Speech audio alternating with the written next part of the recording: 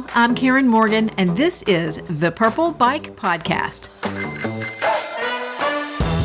Hello, everybody. Today we're going to talk about the year 2005. In 2005, I was still hanging out with three little kids, but they were starting to go to preschool a little bit, and I was starting to do a lot more comedy shows. I was producing my first comedy tour with a couple of very funny moms who were also finalists in Nick at Night's Search for the Funniest Mom in America with me. Some cool stuff came out in 2005. The iPod Nano and the iPod Shuffle came out. I love my iPod Shuffle. I still have it. I'm really sad because they stopped making them in 2017, so I'm hoping mine doesn't break. In 2005, we also got Xbox 360. Everybody had to have one. And we got Webkins. And 2005 was the first year we got YouTube. YouTube was created in February of 2005 by three guys named Chad Hurley, Steve Chen, and Jawed Karim.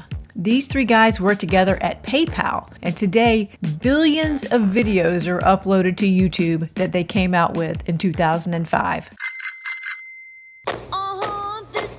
Let's talk about the music of 2005. The number one song was We Belong Together by Mariah Carey, and I'm not going to play it because I don't like her. But the number two song was a good one, Hollaback Girl from Gwen Stefani.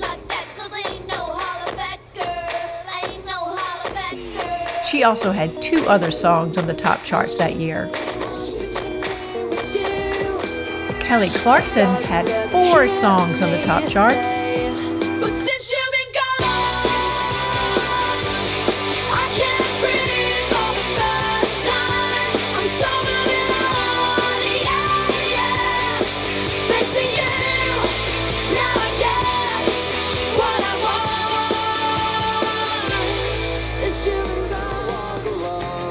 And Green Day also had a great year in 2005. They had 3 songs that year. My shadow's only one that walks beside me. My shadow heart's the only thing that's beating. Sometimes I wish someone up there will find me. Till then I walk alone.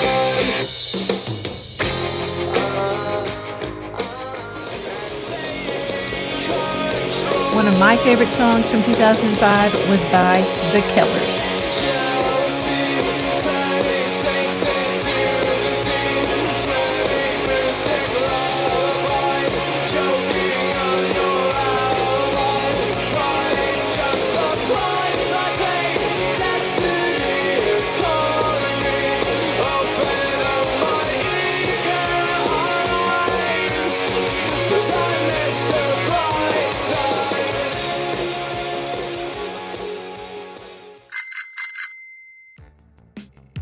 Let's talk about the TV shows that debuted in 2005. I was still watching a lot of kids shows because I still had 3 little kids. One of them was Peppa Pig. Peppa Pig is still going strong today. It was a British preschool animated series about Peppa, who is a cartoon pig, and they've had 7 seasons so far. Peppa is responsible for a lot of American little preschoolers with British accents. We also got Gerald McBoing Boing that year. Gerald is an animated kid who only makes sounds like cartoon sound effects. He has a dog named Burp who only burps, so you can imagine how fun this show was for parents. But even less fun for parents were the Doodle Bops. The Doodle Bops were actually live people in these crazy costumes. They were a band. There was Dee Dee Doodle, Rooney Doodle, and Mo Doodle. They sang a lot of songs and stuff, but they were not as much fun as the Banana Splits. There was an animated show that debuted in 2005 that was definitely not for kids called The Squidbillies. That came on Adult Swim on Cartoon Network. It was about a family of hillbilly mud squids that live in the Blue Ridge Mountains. Other grown-up shows that we got in 2005 were The Late Late Show with Craig Ferguson, who I love. We also got The Super Nanny with Joe Frost. Having 3 small children, I actually watched The Super Nanny and I liked it. Jo Frost was great and I actually learned a few things from her. I also learned a few things from Weeds that came out on Showtime in 2005. Weeds was created by Jenji Cohen and starred Mary Louise Parker, who played a single mom who started to sell marijuana to support her family. I loved Elizabeth Perkins in this series. My favorite show that debuted in 2005 was The Office. The Office was a mockumentary-style sitcom that showed people working at the office of Dunder Mifflin Paper Company in Scranton, Pennsylvania. It was brilliantly written and very, very funny.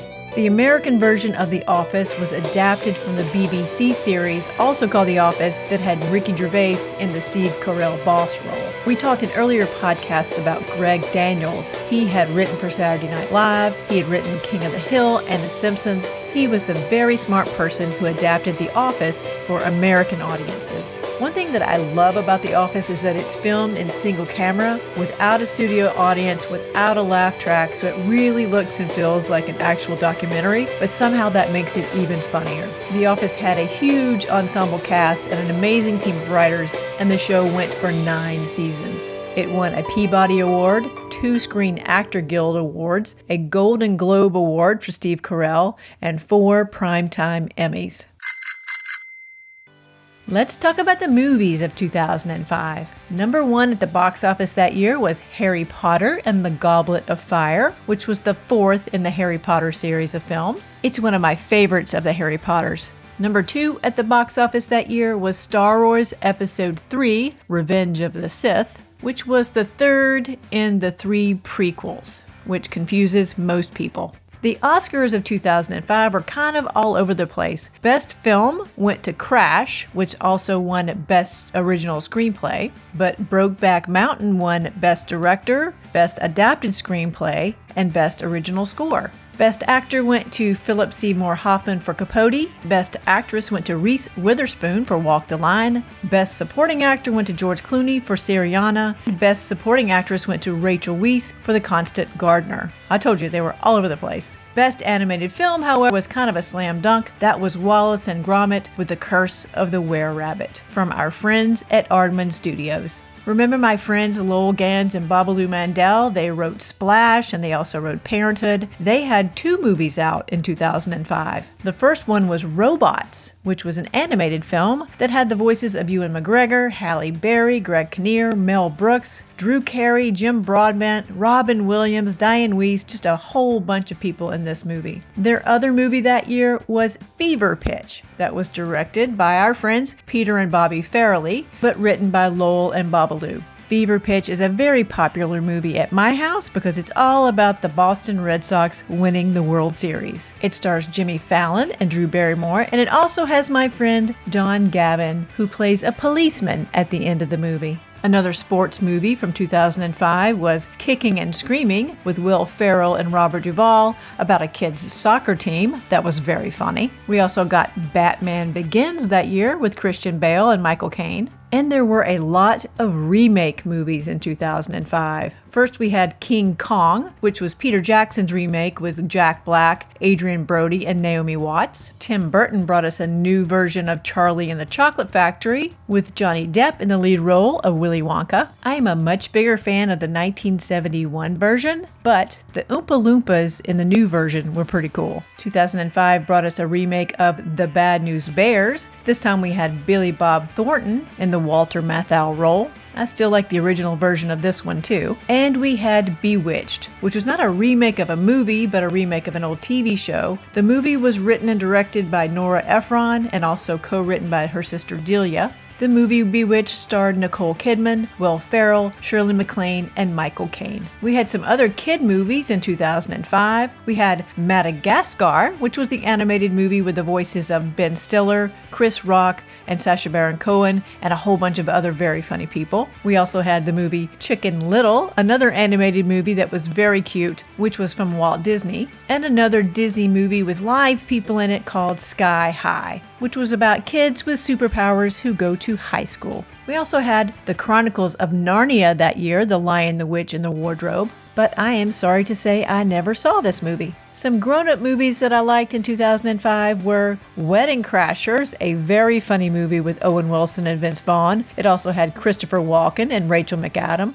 Junebug was a really good movie that sort of introduced Amy Adams. And a new version of Pride and Prejudice came out with Keira Knightley and Matthew McFadden. This version of Pride and Prejudice is actually my favorite one of all the ones that have been made. But it's really kind of strange because Matthew McFadden plays a great Mr. Darcy, and now he is on the show Succession, and his character on that show is so unlikable. I'm trying not to watch it to rethink how much I loved him in Pride and Prejudice.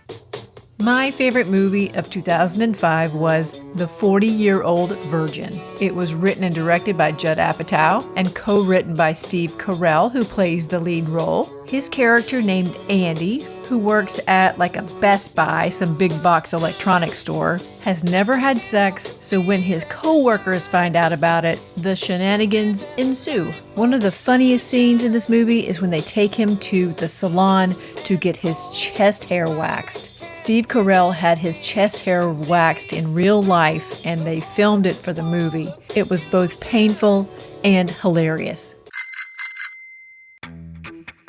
So that was 2005. It was a great year. I was playing tunes on my iPod Shuffle, doing some comedy shows with some other funny moms, and buying McDonald's Happy Meals, a couple of times a week.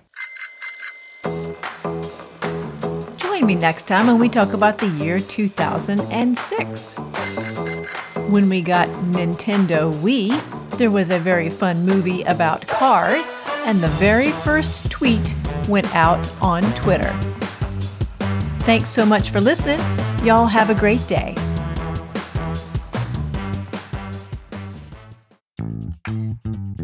Hey, this is Karen. I hope you're enjoying the Purple Bike podcast. For more information about the Purple Bike, go to thepurplebike.com, and also make sure to check out my website, which is karenmorgan.com, where you can subscribe to my monthly newsletter that has announcements about upcoming comedy shows, some really cool giveaways, and other fun stuff. So go to karenmorgan.com and sign up today.